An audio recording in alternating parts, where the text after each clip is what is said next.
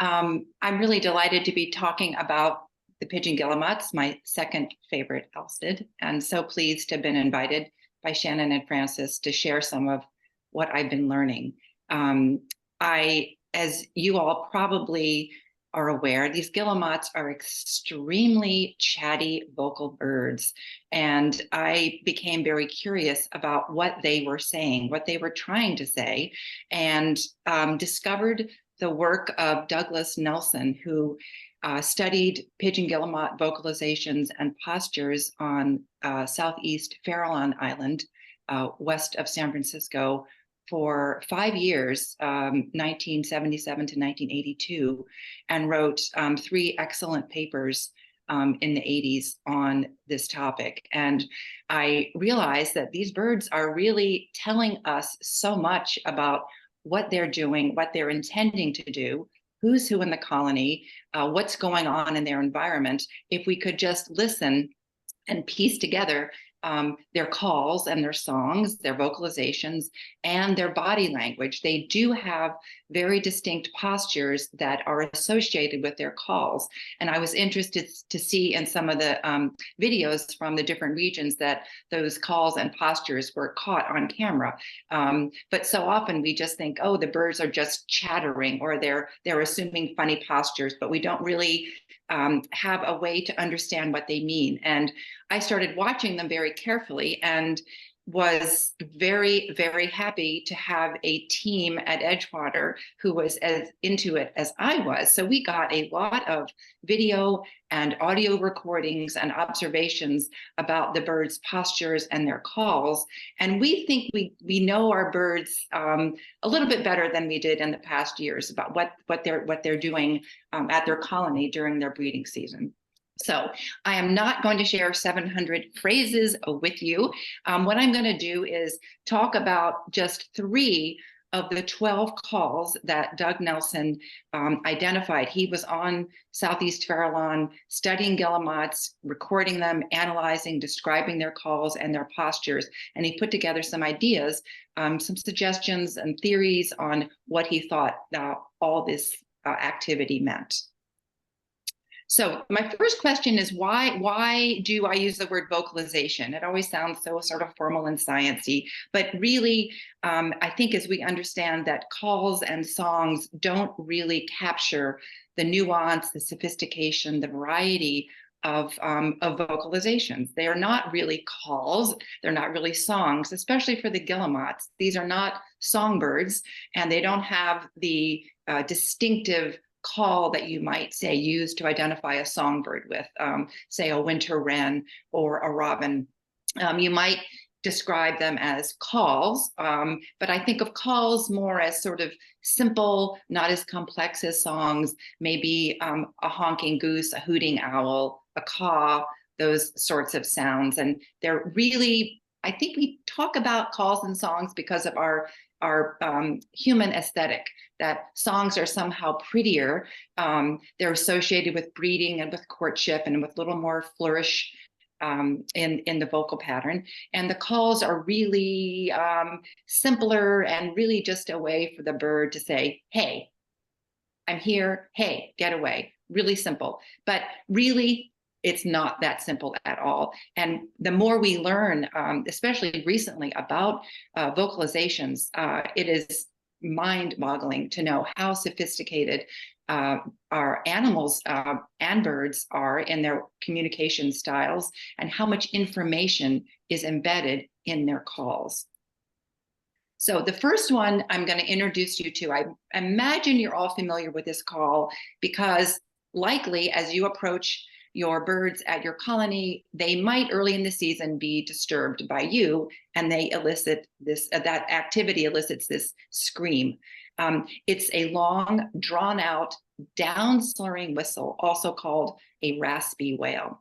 And I'm going to play it for you. And what I'm going to do with these 3 calls is I'm going to describe the call, describe the posture the bird assumes when making the call, and then I'll play the call, and then I'll put it all together so you can see in sort of the context what is happening. And then I'll explain what the bird is doing. So this first call is the scream, and you might want to adjust your volume Guillemots vocalize at the high range frequency. So if you have hearing loss at that upper range, you want to crank up your volume here.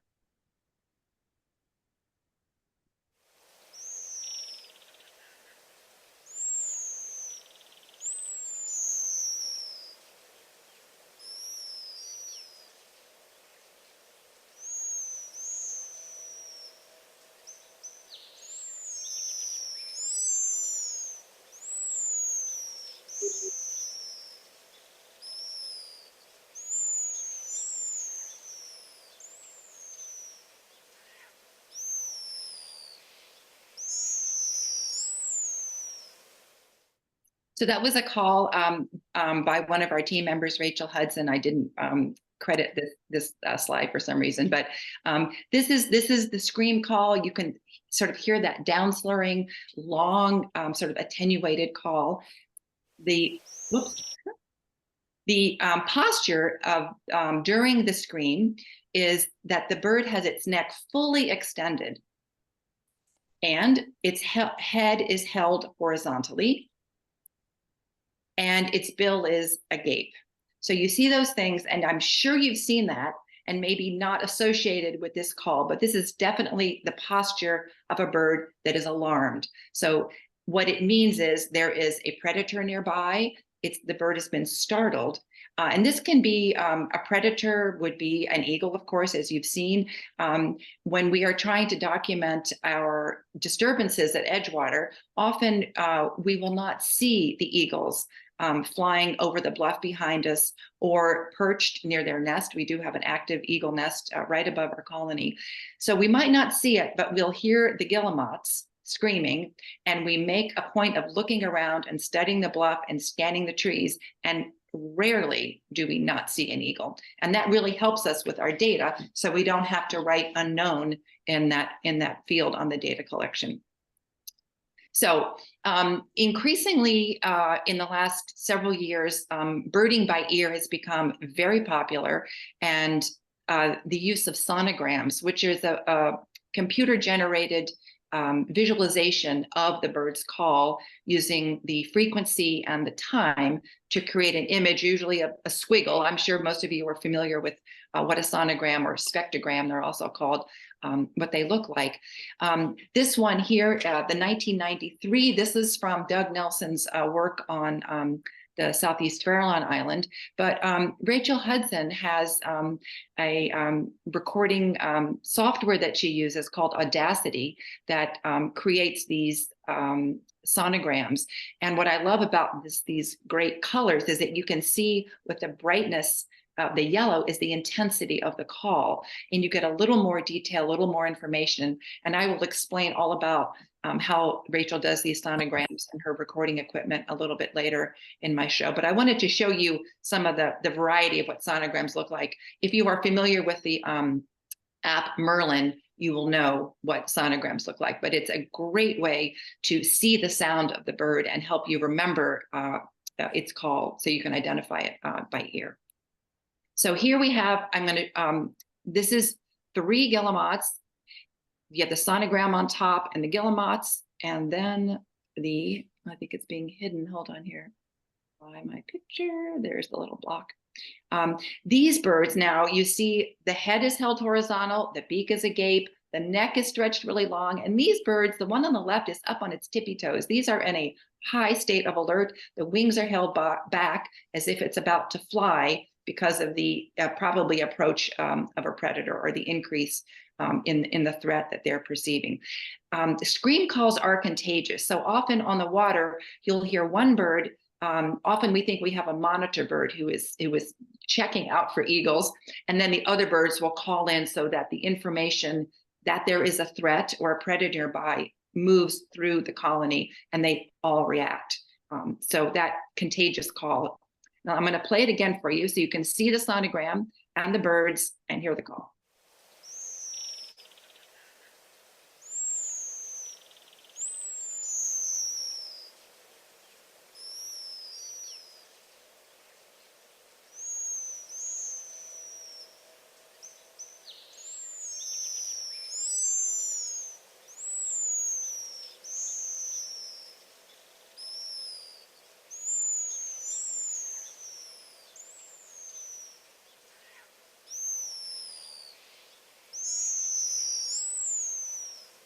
And again, this is a call that we might have just said, oh, it's a whistle or a twittering or a scream call, but not really known the purpose of that call. But now you do. The next call is the hunch whistle.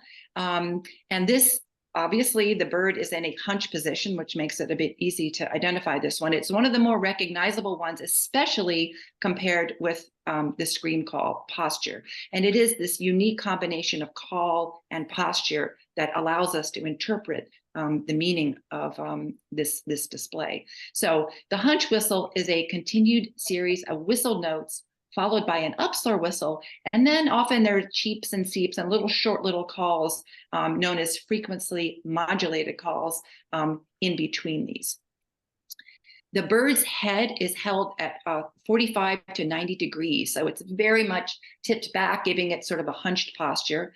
Its bill is open, but between the whistle calls, it closes its beak and the head moves to horizontal, and that's very different from the scream call.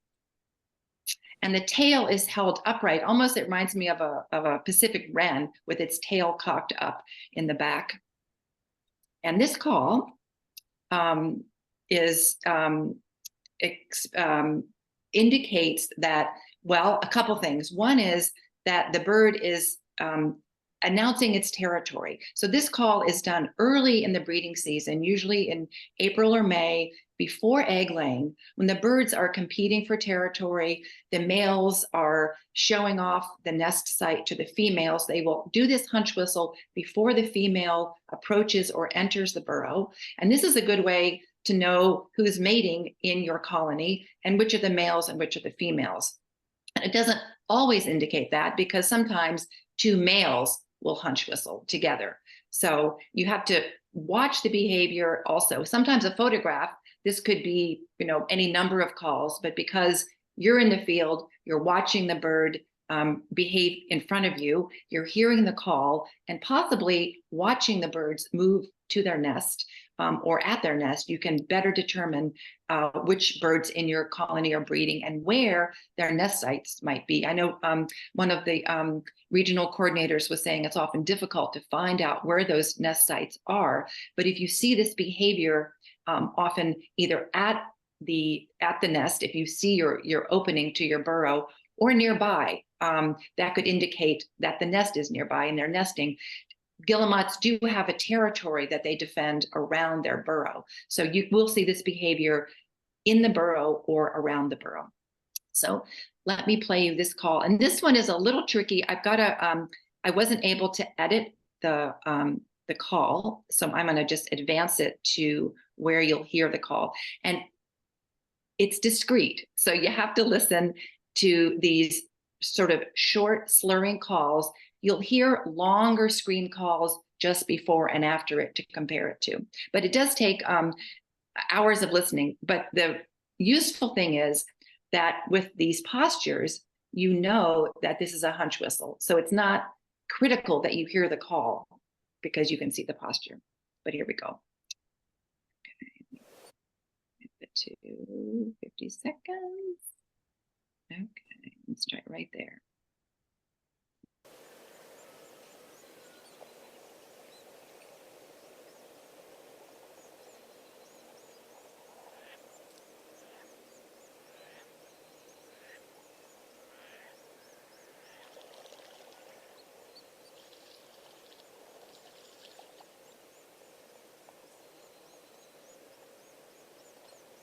Oops, I didn't quite, sorry, I didn't move it. Sorry. Those are little frequency modulated little peep calls. Okay, there we go.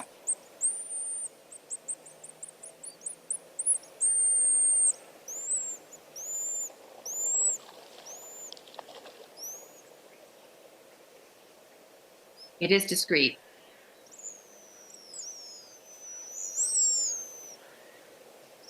So what you can hear there, you hear the much longer scream calls and then these shorter, very intense calls that sound maybe like half of a scream call, but it doesn't have that sort of descending, trailing off at the end of it.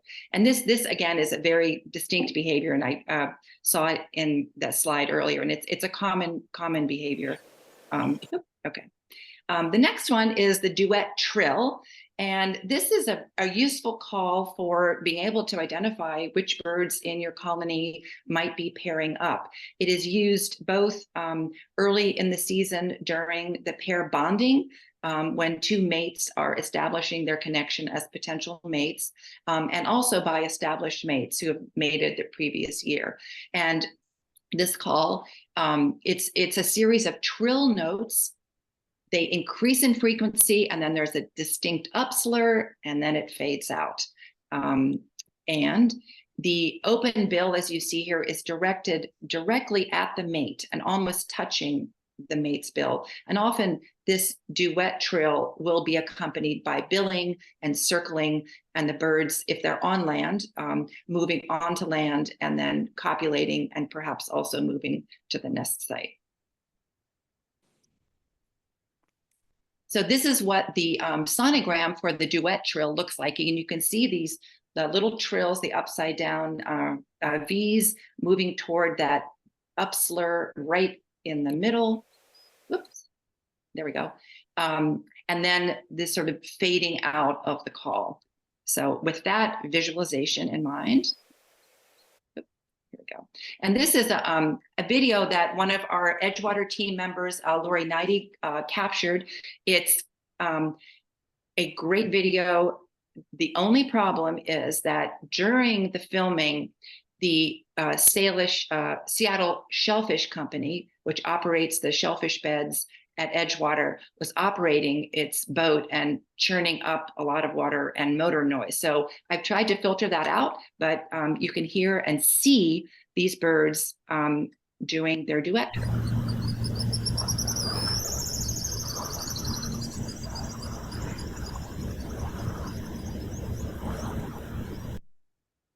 Okay, that is the duet trill. So these are clearly, now that you know, clearly birds that are pair bonding or already bonded and are hopefully going to initiate a nest. Okay.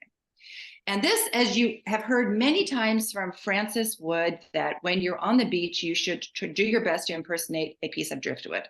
So this is Rachel Hudson impersonating a piece of driftwood while she is making a recording, many that I've used tonight here. Rachel is a fabulous addition to our new team. She drives up, or to our team, she drives up from Chehalis for our surveys, and we are so glad to have her and her recording equipment as part of our team. And I wanted to share with you how Rachel put together her recording rig. I had looked into acquiring some recording equipment myself for learning about these bird calls, and a rig will run you $2,000 or $3,000 if you put it together off the rack. But Rachel, super inventive, super creative, created her own homemade rig, and I just wanted to go through the steps to show you what you too can put together with some ingenuity and some tips. And here we go. We have a parabola, which is a dollar store plastic bowl, and she has rimmed the bowl in camouflage fabric that's hot glued just to muffle the sound of the parabola if it hits a hard surface and to break up the circular shape of the parabola.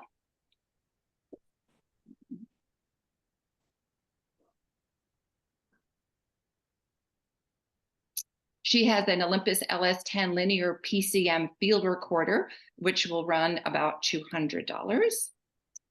The recorder holder is a shampoo bottle that is hot glued to the parabola and then covered in tan fleece. And the shampoo bottle is great for like an ergonomic grip, and the fleece also camouflages it. She has stabilizer straps, which are strips of fleece hot glued into place to hold the parabola in place. And perhaps my favorite part is the microphone cover or the windshield, which she described as a random foam thing my aunt found, held in place by the stretchy top of an old sock. So clearly super creative. And this worked so well at our colony. Rachel was able to record all sorts of calls and upload them to eBird. We got, after several tries, a recording of 2 chicks calling from in the nest, which has never been recorded or posted on eBird. So we are super proud of that effort from Rachel for our summer. And this is a variety of calls that she generated using the Audacity software, which is free. It's open source. Anyone can use it. You have a digital recorder, you upload your calls and create these sonograms, which then can be matched with the work of Doug Nelson, which is what I'm doing, to try to now put more information on eBird and Macaulay Library, which is operated through the Cornell Lab of Ornithology, so that we can learn what these calls mean. Currently, calls are not labeled, so they're just called calls. And we don't know if they're scream calls, alarm calls, trills, duet trills. There's no indication of that because people don't know. And I think it's important to know. So Rachel is adding all that information to her recordings and uploading it so we can learn, the public can learn more about these bird calls. Most of the calls that you hear on eBird or the, not Merlin, Macaulay are of screams. Why? Because when people approach guillemots with their recording equipment, there a disturbance and the guillemot scream. So there's lots of scream calls and they're easy to record and loud. So those are the most frequently recorded calls, but they barely hint at the complexity of the guillemot calls. And probably, I think many of you might have attempted to record or identify guillemots using Merlin, which is a wonderful app through the Audubon and Cornell Lab of Ornithology. I've tried it. I have recorded guillemot singing, but Merlin will not identify it as a guillemot. This is the message I get. And this is common. It's not just my phone. All my team members cannot get Merlin to identify. So what is the problem?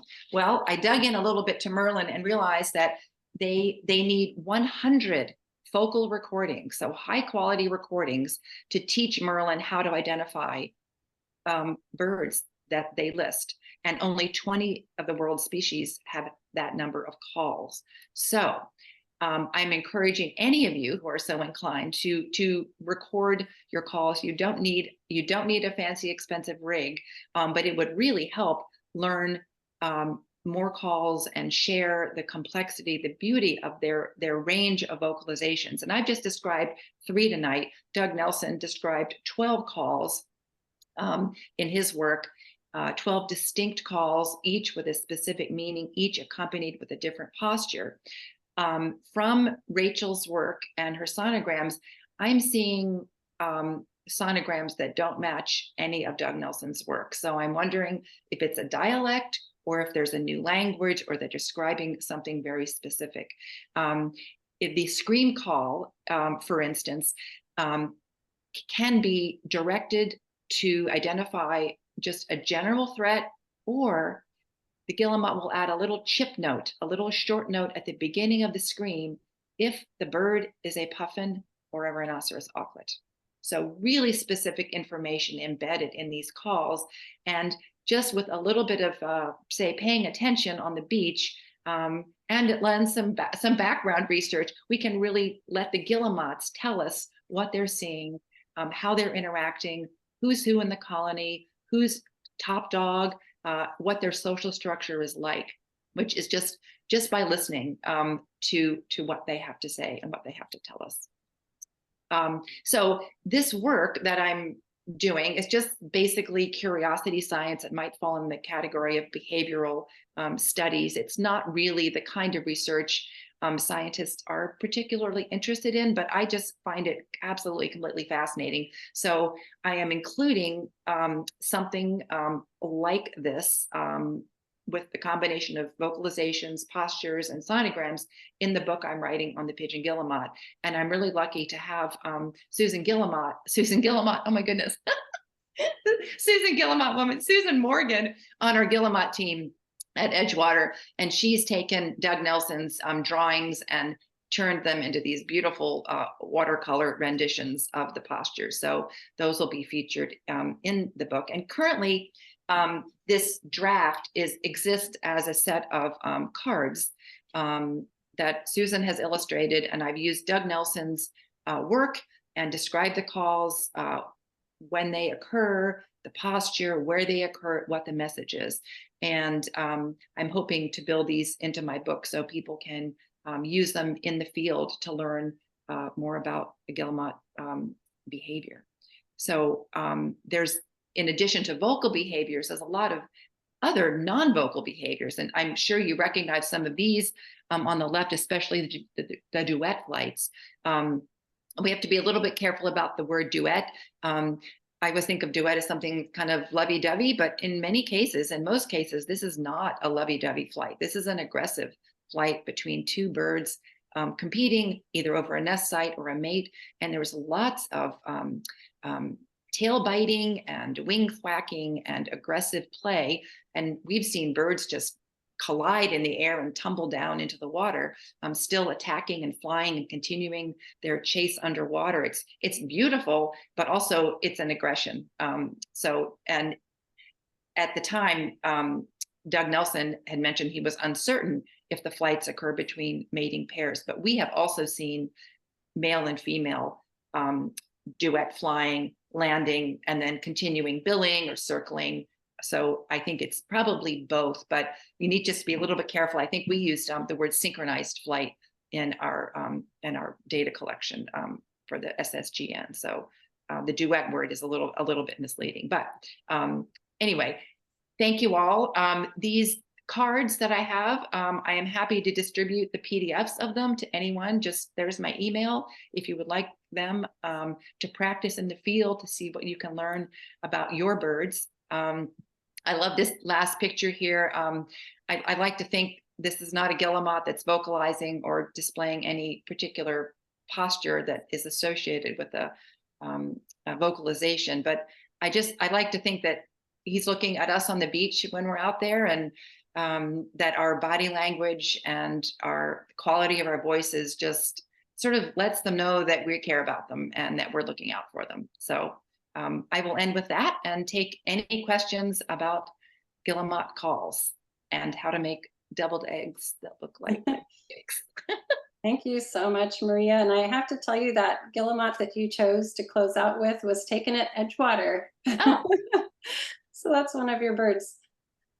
But thank you so much. That was really fascinating. And I feel like we're all going to go out and look at the birds differently now. So it's going to change the way we view their behaviors. Does anyone have any questions for Maria that you would like to ask? Feel free to unmute or raise your hand or put something in the chat.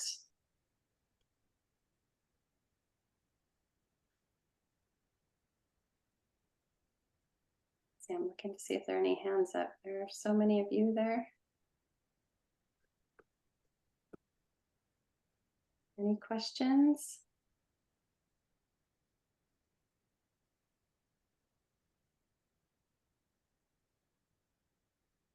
And then Maria, you put up your email address, is that correct? Mm-hmm. For people that want to get your information? Yeah, okay. I'm happy to send you out the PDFs, and they're designed to be, they're 2 per page, so you can format them sort of like 5x7 field cards or note cards. I call them calling cards, but you can take them in the field, and yeah, those are the 3 that we use the most, or we're able to identify most easily this summer. But yeah. And then we do have a question here from Victoria. She wants to know, when will the book come out and who is the publisher? Oh, thank you. It will be out in the spring of 2025, which seems like a really long way away, but it is not. And it's Mountaineers Books in Seattle. So they're my publisher of my other books, and just a great outfit to work with. So thank you for the question. Awesome. We can't wait. Any other questions out there for Maria? And again, we will have this. Oh, there's one. Go ahead. I was just wondering, I only have one recording, but are you interested in receiving any recordings? Sure. Sure. No, I would. I don't know what, I can't, I'm not technically adept to be able to upload them and post them, but I'd love to hear them. If they can be shared as an MP3 file or something like that. Yeah. Come to think of it, I'm not sure how I'm going to send it to you, but well. Alrighty. Okay. All right. Well, thank you so much.